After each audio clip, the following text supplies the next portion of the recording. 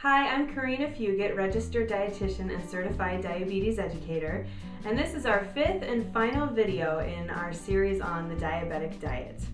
In this video, we'll be discussing meal planning, what causes your blood sugars to go up and down, and how to try to keep your blood sugars as stable as possible. What happens to my blood sugars when I eat food? When you eat food, particularly food with carbohydrate, it breaks down and turns into sugar. This sugar then enters your bloodstream and makes your blood sugars go up. Typically, your blood sugars will peak at about 1 hour after eating, and at 2 hours after eating, they should be back to normal. For diabetes, ideally we like to see your blood sugars less than 110 before meals and less than 140 2 hours after eating a meal. Will my blood sugars raise the same regardless of what carbohydrate I eat? Typically not. While there's no exact science as to how quickly food is broken down, most people with diabetes find that if they eat a meal that's high in fat, it may delay their blood sugars from rising after that meal. So their sugars may, for example, peak at 3 to 4 hours after the meal instead of at 1 hour after. Wow, they're perfect. Wow, why is it so high? On the other hand, when you eat protein with your carbohydrates or you eat high fiber carbohydrates, this will typically slow down your digestion, making it so your blood sugars don't spike quite as quickly as they would if you were eating a meal of just carbohydrate by itself. Yeah, my blood sugars look great. My blood sugars still look great. Time for dessert. Is it alright if I skip a meal if I'm not hungry? No, when you have diabetes, you should eat a minimum of 3 meals per day. Some people prefer to break these meals up into 6 smaller meals per day, and that is fine. In fact, some people find that that can actually help keep their blood sugars more stable. Now let's discuss what can happen when you go too long without food. Take, for example, when you go to bed at night.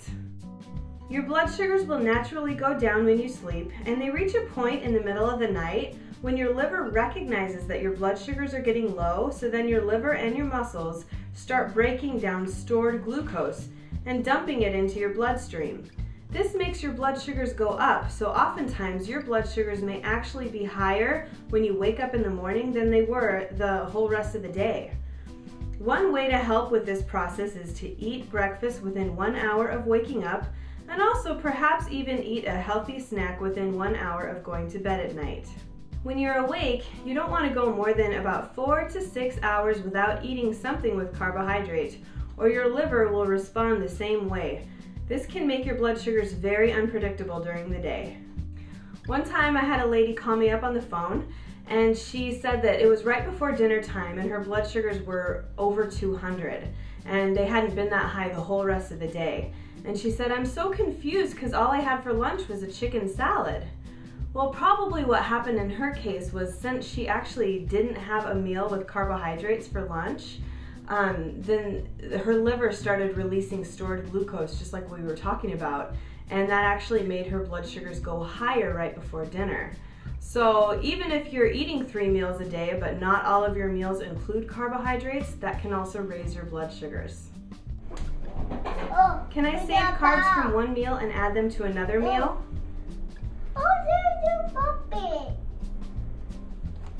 No, this is called banking your carbs, and it is not recommended, as it can really make your blood sugars unpredictable. Just remember that eating consistent carbs will usually make your blood sugars more consistent. Do I have to eat a snack?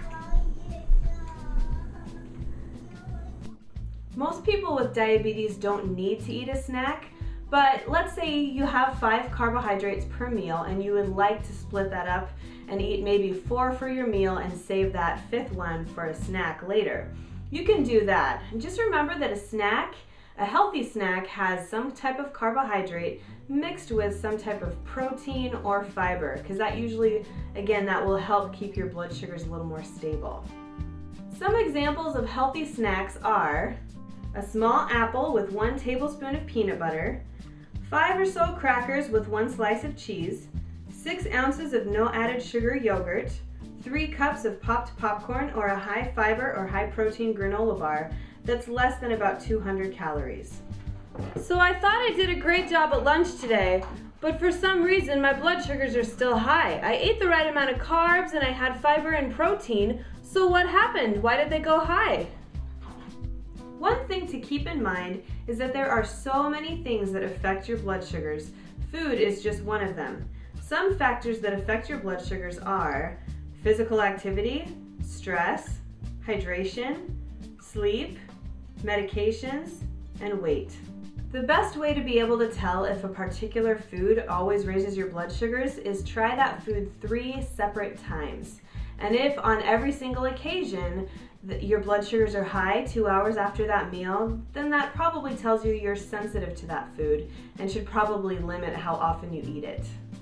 Now let's talk about some delicious and well-balanced meals that are great for people with diabetes. For our breakfast, we have 1.5 cups of cooked oatmeal prepared with water and 1 cup of milk and 1/2 cup of sliced peaches. Does it pass the taste test? Let's see. Will my husband eat it? That's pretty good. Will a toddler eat it?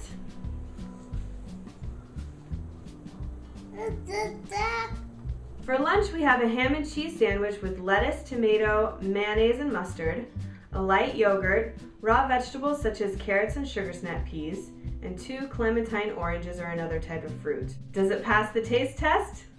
Will a pregnant lady eat it? Dude, I'll eat just about anything right now.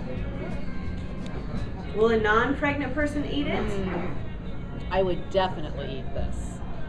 For dinner, we have breaded baked chicken with 2/3 of a cup of a pasta side, 1/2 cup of asparagus, 1 cup of milk, and 1 1/4 cups of strawberries. Does it pass the taste test? Well, let's see. Will Sarah, who has type 1 diabetes, eat it?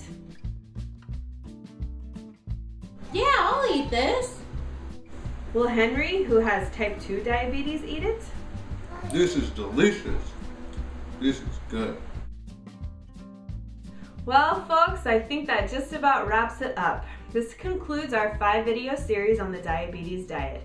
If you do have more questions, please contact me through my website, missiondietitian.com. You see the link below. Take care of yourself, and I hope you have a wonderful day.